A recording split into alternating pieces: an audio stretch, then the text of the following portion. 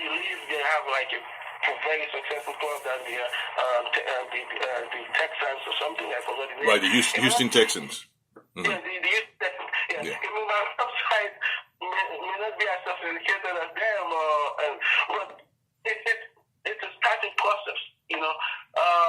So what's difficult about us, about the Stallion Premier League, having a website and have a page for all of these clubs, and train each of the executives of these clubs, you train them on how they can update their page, their individual pages, or the pictures, full roster. Yeah. Well, yeah. I don't want to cut into what you're saying, but I just let me interject just a little bit in there with that right there. That's a good point you brought up. Really critical angle of engaging with fans. If you have been following this podcast, this program, obviously with the different guests that I've had over time, you realize that we talk a lot about the issue of fan engagement, connecting with the fans, because like I say, that's one of my mantras lately has been the fans are going to be paying the bills. They are your resource. They are everything that you need to have a link or connection with. And that's just with the local fans, but you have international fans as well who would like to know exactly what's going on with football in Sierra Leone, and other sports as well. So that being the case, you talked about website. I have offered my expertise, my service, because this is what I've been doing. I've been doing this for over a decade plus now. I run African Sports Monthly website and online magazine as well as print magazine. Africa's only sports magazine. We've had other issues with ups and downs, but yeah, we're here. We're the only existing publication, African sports publication, comprehensive sports publication for sports in Africa, and we also offer other services as well as building websites for sports leagues in sporting clubs as well. We offer it's a broad-based service that we offer, and I'm a Sierra Leonean, and you like you say, it's they don't even have to go to that extent of looking up those other institutions. You can simply talk to me, and we can take it from there and do the basics. And I can walk. I can travel to Sierra Leone and have a meeting with all the clubs, and have their media and marketing person will sit down, and we have a seminar. Somebody like you can be there to offer your advice. The resources that we have as a nation is widespread, because obviously the war, or as unfortunate as the war was, it allowed us to come out to the rest of the world and be part of what's going on in the wide world, and get some experiences and develop some skills and techniques that could be it's definitely critical now in terms of growing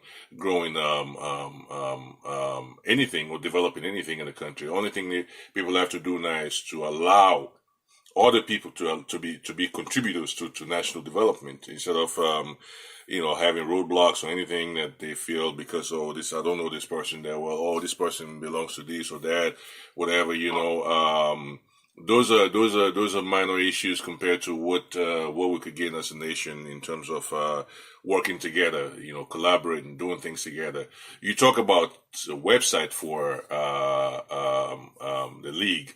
The league itself, and I don't know if you listened to my interview with the chair of the chairman of the board of the league, but I've had an opportunity to talk to him. I engage him every now and again, and these are things we'll talk about. The only thing here is I kind of work with him in the sense that I want to believe that he has a strategy in place to kind of gradually get to these things. Is the fact that this is the first time ever after 5 years, almost 5 years of total stoppage of playing the sports in the country. So we have this time, which is more or less like a test run for a better run next year.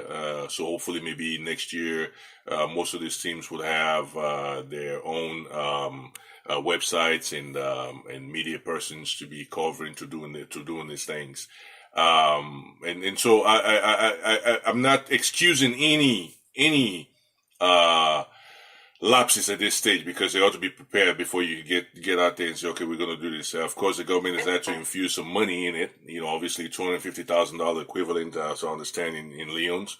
So that's quite a bit of money. But the money, as I understand, is going to be used to support the clubs as well. And so some of that money could be spent towards things like what we're talking about. So obviously there are opportunities there, there are things there, but, people like us are out here in the world and ready to help and engage with them, but they only need to, reach out and ask and talk to us. And, so, that's the thing. And it's not the question of, whether we feel like, we're trying to talk. I'm not trying to talk down to no one. I'm just trying to help in the best way I can. I'm trying to work with people. I'm trying to put people in the best possible position to succeed.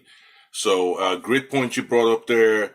Now, like I say, you brought up the issue about sensitization. When something is coming, you ought to create that hype, build it up, and have people look forward to it. Definitely, yes, they had a few issues with things here and there. One of the things that jumped at me actually when I actually started posting stuff like that on my page was one of the gentlemen who's a fixture on this program, this podcast, is Mr. Paul Parker, who is based in Belgium. He's he's a football legend in Sierra Leone, and he had posted the logo of his former team, which is the Camboy Eagles of Kenema. And it just grabbed my attention right off the bat because it was so well done. I was like, wow, that is awesome. And so I actually immediately shared it on my Facebook, and I started looking for the other logos as well for the other teams. And you're right. The other teams are basically struggling to kind of, get things like that going, website, and of course, any kind of presence whatsoever to connect them with fans. In this day and age, you cannot, if you're going to succeed in whatever you do sports-wise, you cannot be in the dark and expect people to support you. There's no way you be in the dark and expect people to because that is not going to be possible. You have to be out there. You have to reach out, regardless of whether you feel the stadium's up today. Tomorrow is a new day. Something else might come up. You have to reach out. Still continue to reach out. You and I live here. You see exactly what the NBA does every day. Advertise. You see what the NFL does every day. Advertise. These are things that are necessary. They have to be done. And that's the same thing for sports leagues in Sierra Leone and across the rest of Africa. We've talked about those aspects. Now, administratively, what would you love to see in terms of the management of these clubs? What are your expectations? Well, again, the league should spend, I think, a lot of their resources to train these clubs on how to manage and run football clubs in general. When I did my director of coaching diploma course, I went to New Jersey for I think it was about 4 or 3 years ago. I had two gentlemen from Nigeria. I had someone from Kenya. I had someone from, I think it was Rwanda, a couple of people from Rwanda. They were all sent to the United States to do that course by whatever institution that we are working for at the time. Basically, it's a very, very necessary cause for anyone that's run in a football club. We should find a way to train someone or few people that can go back to Sierra Leone and train others on how to run clubs. Like for me, for example, I don't know if you know this, about a few days ago, I posted about the fact that I grew up supporting Mighty Blackburn. Right. When I was young, watching Blackpool games, I would even cry when Blackpool lose a game. Oh, wow. There was a time my aunt and cousins I grew up with, and we always joke and laugh at me. I don't remember which team Blackpool was playing, and the game started very slow. Blackpool started the game really slow, and I had like a Fanta with me that they gave me before the start of the game. I couldn't drink my top drink for the rest of the game because Blackpool was really having a bad day. This was probably a 7-8-year-old kid. But so basically, I want to support Blackpool. A couple of people engage me that are connected or that are back home, but not directly with the board or not directly running the club. And I asked, how can I contribute? There's really no way. Other than sending money for individual, that you basically cannot guarantee that will actually use the money the way it's supposed to, or you can't even guarantee that the money will actually get to the club. Not that I'm not trying to say I don't trust the people that have reached out to me, but setting up accounts or setting up a website where fans can go in and buy membership. Look at like those European clubs. Again, the notion about this is Sierra Leone, or this is not the United States, or this is not England. It does not make any sense. It's the most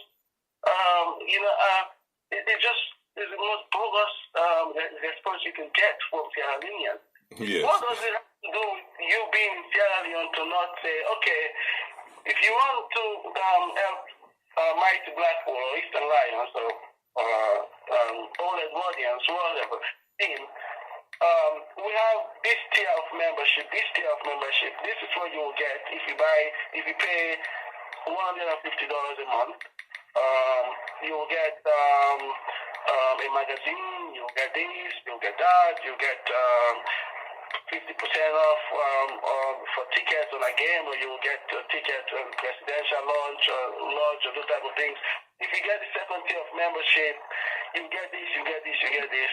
If you get this, you get this. Say, for example, like $20 up until like $200. I believe there are at least close to 1,000 people across the diaspora. I think that's a very conservative number.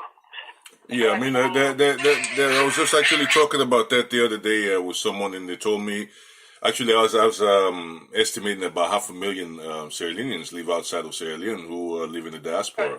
Yeah, easy. That's and that's a very great point you brought up there. Yes, go ahead. Yeah.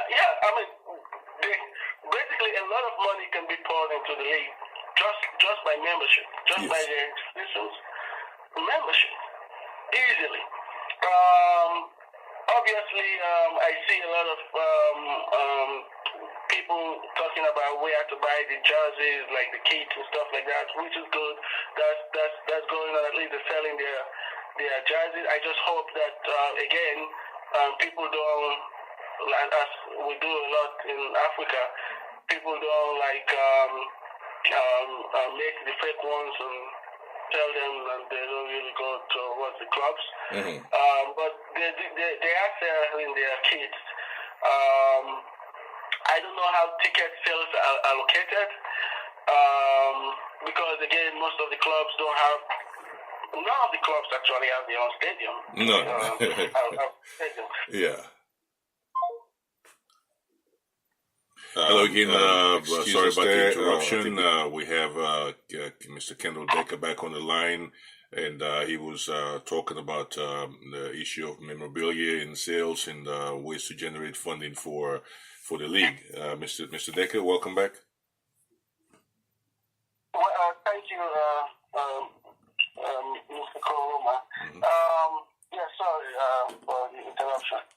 I was on ticket sales. I believe we already talked about membership.